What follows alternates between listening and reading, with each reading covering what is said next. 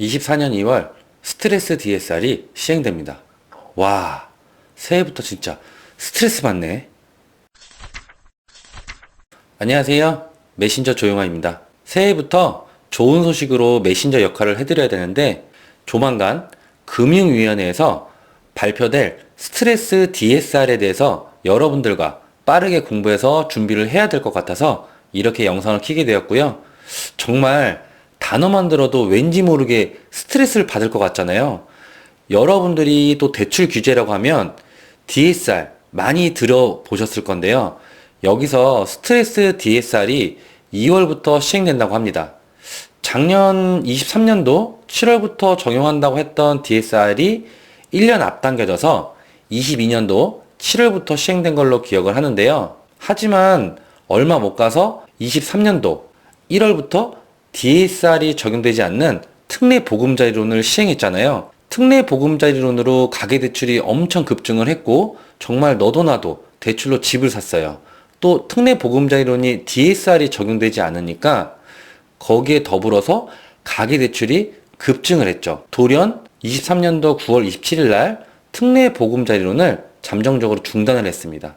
이렇게 급증한 가계대출을 제한하기 위해서 이제서야 칼을 뽑았다고 보시면 될 것 같고요.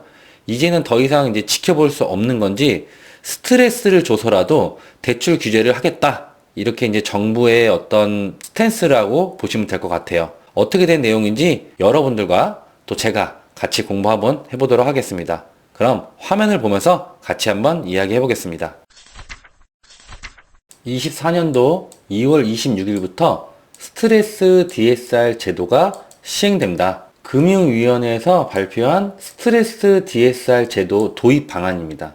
여기 이제 도입 방안 중에 이 세 가지 항목으로 나와 있는 게 좀 보기 쉬울 것 같아서 제가 가져와 봤고요. 첫 번째 보시면 DSR이 적용되는 전 업권 모든 대출이 대상이 된다. 두 번째, 과거 5년 내 최고 대출 금리와 현 시점 금리 간의 차이를 기준으로 하되 가상금리 하한 1.5%, 상한 3.0%로 설정을 한다. 혼합형 주경 대출도 스트레스 금리를 적용하되 고정금리 적용되는 기간 등 감안하여 완화 적용한다.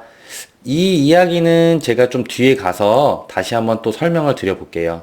세 번째는 금융 이용자의 불편, 업권 준비 상황 등 고려하여 순차적으로 시행을 하겠다. 한 번에 다 모두 적용한다 이 얘기가 아니라 순차적으로 한다. 상반기, 하반기, 그리고 25년도 이런 식으로 순차적으로 하겠다. 이렇게 보시면 되고요. 하단에 보시면 그 내용이 나와 있어요. 24년도 상반기는 스트레스 금리의 25%가 반영이 되고요. 하반기는 50%, 그리고 25년도부터는 100% 전부 적용을 하겠다. 대출 3형제 중에 제일 까다로운 DSR.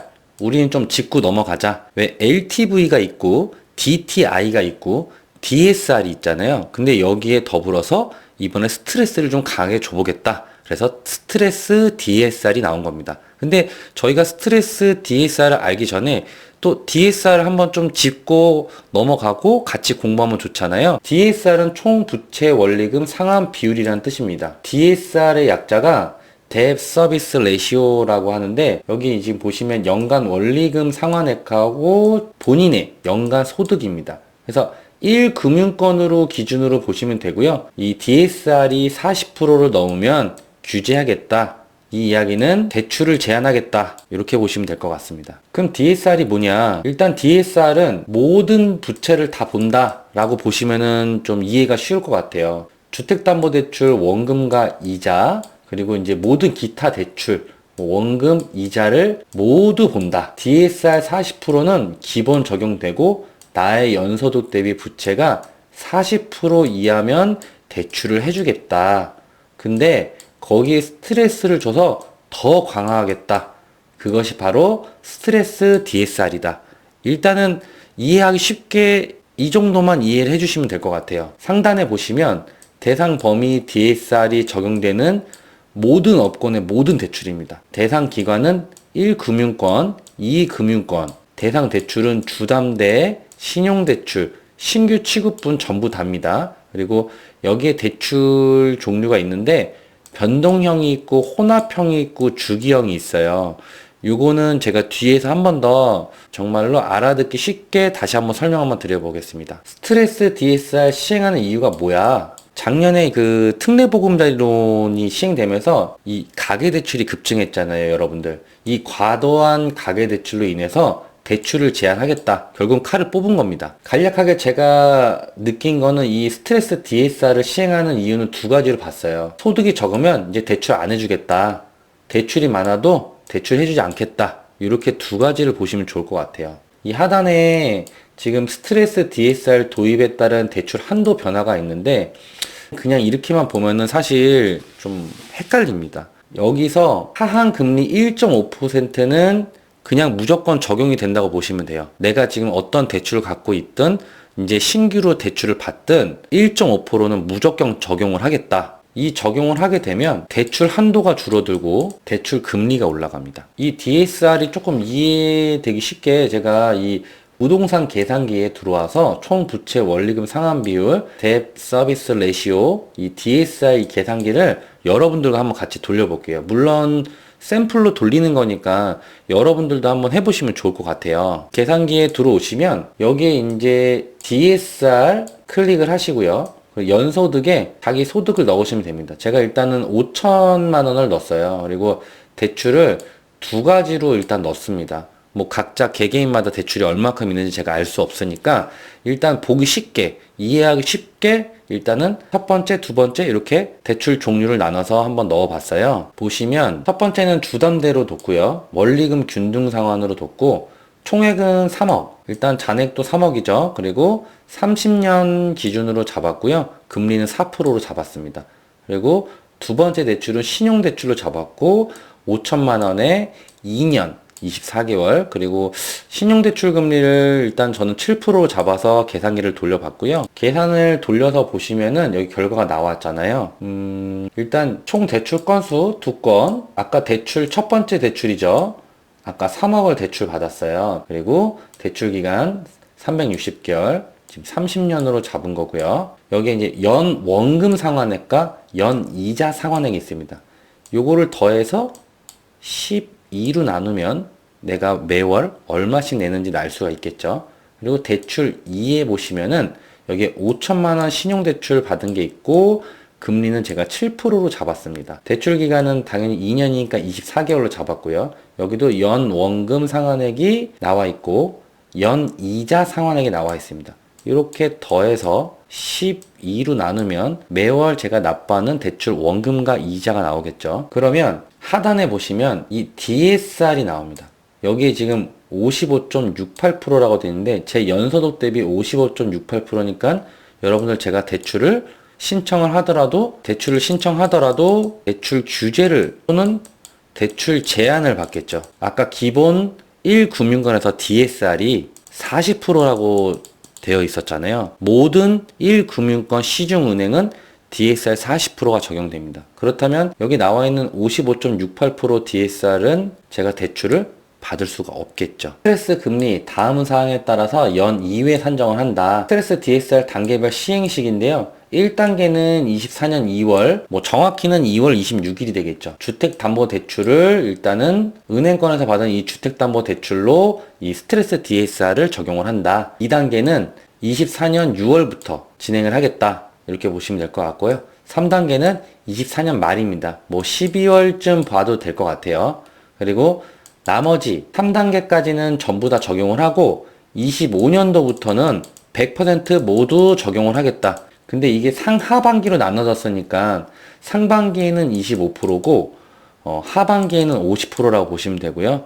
25년도 돼서는 100%가 전부 적용을 받습니다. 여기 이제 연소득 5천만 원일 때랑 연소득 1억 원일 때랑 지금 상반기니까 원래 적용 전에는 내가 연소득 5천만 원에 3억 2,900만 원이죠. 받았던 한도가 변동형일 때는 3억 1,500만 원, 혼합형일 때는 3억 2천, 주기형일 때는 3억 2,500, 그리고 연소득이 1억 원일 때는 6억 5천 받았던 게 6억 3천, 혼합형일 때는 6억 4천, 주기형일 때는 6억 4,900, 그리고 하반기 돼서는 0.75%가 예상이 된다고 하고요. 연소득이 5천만 원일 때 적용받았던 이 한도가 3억으로 줄어들고요. 혼합형은 3억 1천, 주기형은 3억 2천, 연소득 1억일 때 6억 5,800이 6억, 6억 2천, 6억 4천입니다. 여기서 이야기하는 이제 변동형이 있고 혼합형이 있고 주기형이 있잖아요. 변동형 같은 경우는 여러분들이 알고 있는 대로 변동금리입니다. 6개월에서 12개월 주기로 변동되는 금리를 적용받는 대출 상품이라 보시면 되고요. 그리고 혼합형은 5년간 고정이었다가 이후부터는 변동금리입니다. 5년 동안은 고정이었다가 5년 1일차부터는 이제 변동금리가 적용되겠죠. 근데 이제 변동금리는 그 각 금융권마다 변동금리를 적용하는 그 시기가 있으니까 그거는 여러분들이 그 대출 상품을 조금 더 면밀하게 보셔야 될 것 같아요. 주기형은 뭐 예를 들어서 5년 주기형이다 그러면 5년에 한 번씩은 변동금리를 적용해서 고정을 해준다 이렇게 보시면 될 것 같아요. 25년도 스트레스 금리입니다. 연소득 1억이었을 때 6억 5,800은 5억 5,600, 혼합형은 5억 9천, 주기형은 6억 2천. 연소득이 많이 반영이 된 것처럼 보여요. 지금 연소득이 1억이었는데 변동형으로 했을 때는 대출 받는 게 6억 5천에서 5억 5천이 됐습니다. 이 점 참고하시면 좋을 것 같고요. 어때요, 여러분? 오늘 여러분들과 곧 다가오는 스트레스 DSR에 대해서 알아봤는데요. 결국 과도한 부동산 떠받치기로 대출을 풀어준 것이 또 독이 된 게 아닌가 싶고요. 또 개인적으로는 올해 대출이 상당히 어려워질 것으로 보여집니다. 이렇게 되면 대출을 조이고 제한을 하게 되면 어떻게 될까요?